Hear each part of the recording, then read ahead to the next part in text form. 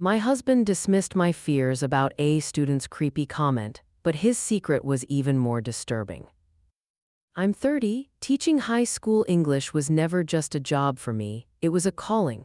Over my few years in the classroom, I'd encountered every type of student imaginable, the class clowns, the quiet dreamers, the overachievers, and yes, even the occasional troublemaker.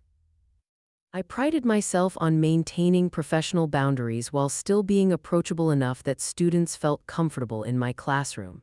But nothing in my years of experience could have prepared me for the night that shattered my sense of security and changed everything I thought I knew about trust. The senior ball that January evening started like any other school function. I volunteered to chaperone, as I often did, believing in the importance of being present for these milestone moments in my students' lives.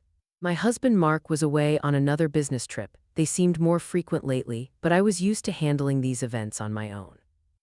The first sign that something was off came around 9 o'clock. I noticed Stuart and James, two of my less academically inclined students, huddled in a corner. They weren't the type to attend school functions, which should have been my first red flag. The smell of alcohol lingered around them, not unusual for these events, unfortunately, but still something I needed to address. As I approached them, Stuart's eyes met mine with an unsettling knowingness that made my skin crawl. When I questioned them about the alcohol, his response changed everything. "Come on, miss, don't pretend you won't open that bottle of Bailey's when you get home, feet up in your dressing gown, watching the new TV, give us a break." The words hit me like ice water. I had indeed purchased a bottle of Bailey's just the previous weekend, a small reward for finishing my semester grading. The dressing gown was a Christmas gift from Mark, and the new television had been a major purchase we'd saved months for. These weren't things I discussed with anyone at school. They weren't even things I posted about on social media. The specificity of his knowledge froze me to my core. When I pressed him about how he knew these details, Stuart's laugh held an edge that made my blood run cold. "Lucky guess, miss, isn't that what teachers always say when students get something right?" I retreated to the faculty bathroom, my hands trembling so badly I could barely dial Mark's number. The fluorescent lights buzzed overhead as I waited through 4 rings, each second stretching like an hour. When he finally answered, the sound of laughter and clinking glasses in the background made my stomach clench. "Hey, what's up?" His voice was casual, distracted. "I'm at dinner with the Chicago team. Mark, something really strange just happened." I described Stuart's comments, my voice cracking as I repeated his words about the Baileys, the dressing gown, our new TV. Instead of concern, Mark's response was like a punch to the gut. "Honey, you're overreacting," he chuckled, the sound grating against my nerves. "Kids pick up on more than we think. Maybe you mentioned it in class or posted something on social media."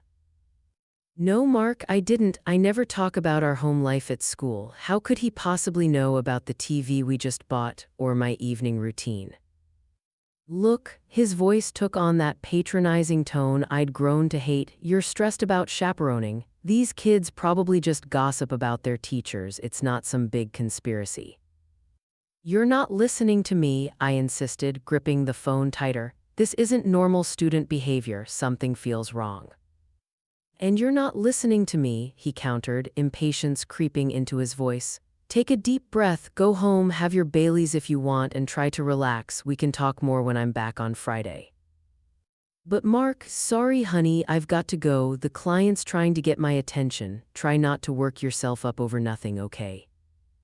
The line went dead before I could respond. I stared at my reflection in the bathroom mirror, noting how pale I looked under the harsh lighting. Mark's dismissal left me feeling more alone than ever.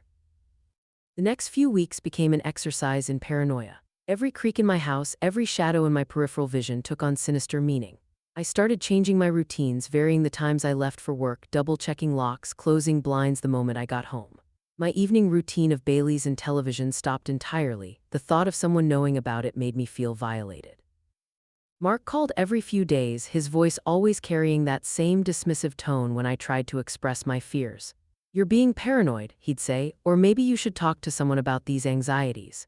Each conversation left me feeling more uncertain, more alone, questioning my own instincts even as they screamed that something was terribly wrong. The breaking point came during a meeting with the school's head of security, Mr. Thompson. What started as a discussion about Stuart's behavior led to a shocking discovery. There had been a series of cybersecurity breaches in the school system, with Stuart's name coming up repeatedly in the investigation. "Mrs. Anderson," Mr. Thompson said gravely, "we found something concerning. It appears Stuart hasn't just been accessing school records. He's managed to hack into various security systems, including private home networks." My stomach dropped. "What exactly are you saying?" "We found evidence that he's accessed camera feeds from multiple locations, including your home," the room spun. "But I don't have security cameras in my house." Mr. Thompson's expression was grim. "Someone does." I left school early that day, my mind racing.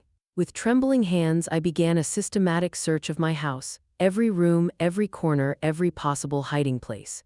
It was in the living room that I found it, a small camera disguised as part of the bookshelf decoration, perfectly positioned to capture my evening routine.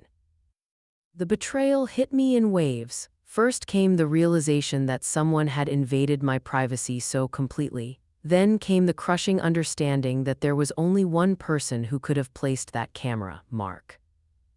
I left the camera exactly where I found it, my mind already forming a plan. Mark was due home from his business trip the next day. For the first time in our marriage, I found myself wondering exactly where he'd been, what he'd been doing, and who he'd been watching me for. When he walked through the door, I played my part perfectly. I told him about Stuart's comment at the dance, about my growing paranoia about the investigation at school. He did exactly what I expected, apologized for dismissing my concerns earlier, tried to comfort me, acted appropriately outraged on my behalf. Then I showed him the camera. The color drained from his face so quickly I thought he might faint. "I can explain," he stammered, but I cut him off. "How long?" My voice was steady, calmer than I felt. "How long have you been watching me?" 6 months, he whispered. "Ever since you started staying late at school for those faculty meetings. I needed to know you were safe." "Safe?" I laughed, the sound harsh even to my own ears. "Or faithful? Is that what this is about? You thought I was having an affair?" His silence was answer enough. "Do you know what happened because of your surveillance?" I continued. "One of my students hacked into your camera feed. He's been watching me too, watching me in my own home in what should have been my private moments. You didn't just betray my trust, you exposed me to violation from others." The investigation that followed revealed more than I could have imagined. Stuart, it turned out, was something of a technological prodigy, albeit one who used his skills maliciously. He had indeed hacked into Mark's poorly secured camera feed, along with several other surveillance systems in the area. The police found evidence that he'd been watching not just me, but several other teachers and students as well. The school board moved quickly to expel Stuart and implement stricter cybersecurity measures.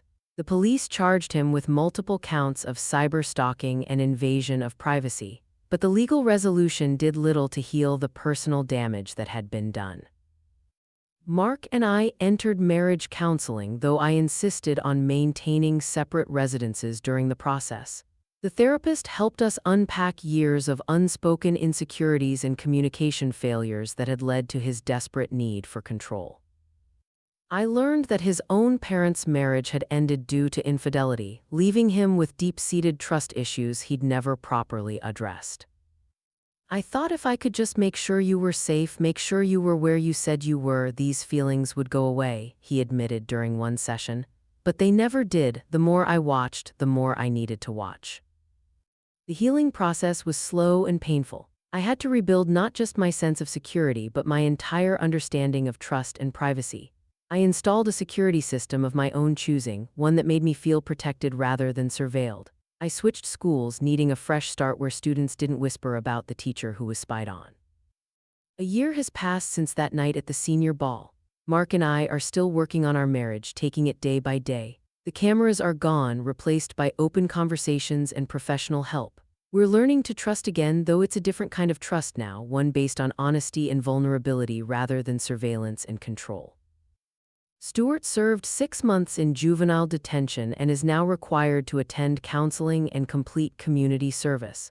His parents reached out to apologize, revealing a troubled home life that had contributed to his behavior. While it helped explain his actions, it didn't excuse them. The experience changed me as a teacher too. I'm more aware now of the complex lives my students lead, the ways technology can be both a tool and a weapon. I've become an advocate for digital privacy and security education, speaking at other schools about my experience and the importance of maintaining boundaries in an increasingly connected world. Sometimes, late at night, I still feel phantom eyes watching me, but then I remind myself that I'm in control now. My home is my sanctuary again, protected but not surveilled. Mark and I are rebuilding slowly but surely, learning to trust in healthier ways. The bottle of Bailey's still sits unopened in my cabinet, a reminder of how quickly ordinary things can become tainted by betrayal. But I'm working on reclaiming these small pleasures, refusing to let fear dictate my life. Recently, I bought a new dressing gown, different from the one I wore during those evenings. It's a small act of defiance, a way of saying that while my privacy was invaded, my spirit wasn't broken. Last week, I received a letter from Stuart. His therapist had encouraged him to write apology letters to his victims as part of his rehabilitation. I didn't understand the impact of what I was doing, he wrote. I saw it as a game, a way to prove how clever I was. I never stopped to think about the real people whose lives I was invading. The letter is still sealed on my desk. I'm not sure if I'll read it. Some wounds need time to heal, and some apologies come too late to make a difference. What I do know is that I'm stronger now, more aware of both the vulnerabilities and strengths in my relationships. Mark and I are taking small steps forward. We've replaced surveillance with communication, suspicion with honest conversation. It's not perfect, but it's real, and that reality, however imperfect, is far better than the false security of secret cameras and hidden fears. As for me, I'm learning to be comfortable in my own space again. The bookshelves have been rearranged, the old hiding spots for cameras now filled with actual books and mementos. I'm reclaiming my home, my marriage, and my sense of self one day at a time. Because ultimately that's what healing is, not a return to what was, but a careful building of something new, something stronger, something truly worth trusting in.